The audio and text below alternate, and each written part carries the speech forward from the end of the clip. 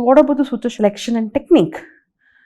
Again, do not use absorbable suture for skin closure in case of any, especially in case of any infection.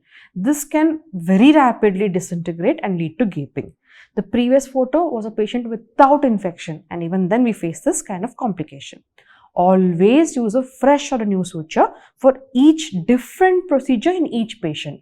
Even if you're doing like one lesion on the face and one lesion on the back, please use the correct optimal type of suture on different areas. Right? Start on the side of wound opposite and farthest from you to ensure that you're always sewing towards yourself. I'll highlight this again. This is little important to be able to achieve a good suture at the end. Right? Start on the side of the wound opposite and farthest from you. Right? That is, if this is where your defect is and you're standing over here to do the procedure, right? This is the doctor. This is you.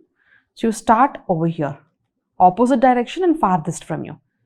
Place a suture here, place a suture here, then you move towards you. This will ensure that you have a good field of vision to complete the procedure, right? And hand movement.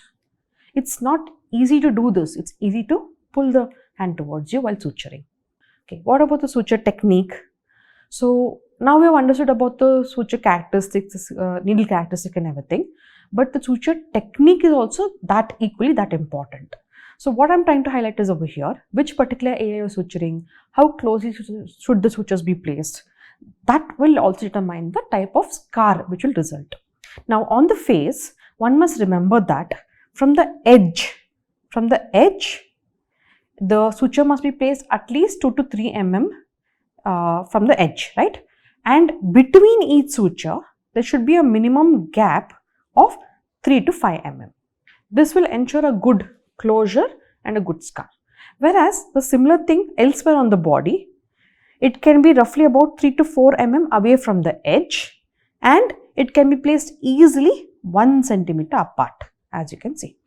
Right? Keeping the tissue handling to a very minimal promotes a good wound healing. Okay, why is this important? As you can see here, this kid had a benign growth which was excised and sent for biopsy. Post biopsy, as the skin wouldn't give easily in this area, it's quite taut. The incision was extended to have an advancing flap. Right? Once this had to be sutured, skin being quite tight and very small area, multiple sutures were placed to have a good healing effect. When that was being done, what it meant, when multiple points, ma'am, suturing so much, multiple tissue handling was done. So though the closure was good, healing at the incision was good, what happened here? Multiple tissue handling, there was a bit of ischemia which came in. No infection, dressing was good, patient has taken care of the wound well, but ischemia has set in. However, good care after this did ensure that the wound was healing well and there was no further complication after this. But such a simple thing, right? Tissue handling. Moving on to the suture characteristics itself again. The knot. What is a knot? It's basically composed of a number of tight throws where each throw represents a weave of the 2 strands. Now, can you see this particular photo here? So, the suture, the length of a suture, after you place the knot by creating a group, is called as the ears. So, we hold this end of the ear and tighten them, clear the loop and tighten the knot. Okay. So, this is what your knot is. So, why is that important? How the knot is placed, that determines the strength of your suturing.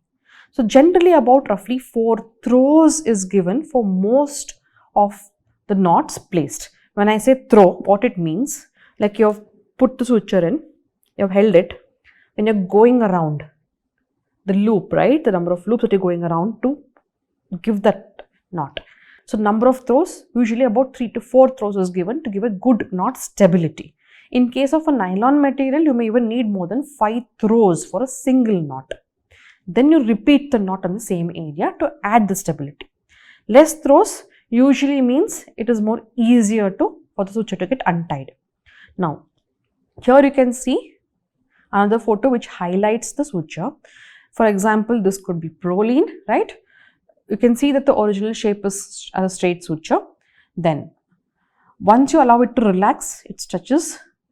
Once you place a loose knot for this particular suture and let it stay at room temperature itself, undisturbed. What's happening in 5 seconds? Look at how it has got very, opening up. In 10 seconds, there's further change.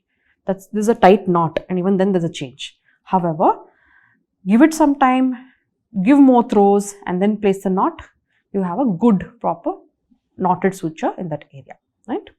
So, difference is the number of throws over here.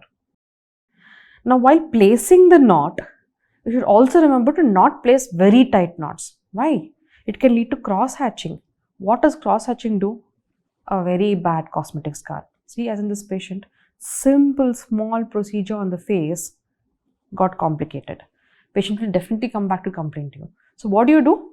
Instead of tightening the knot, add more throws. That gives a good stability, right? So, don't go very tight onto the skin.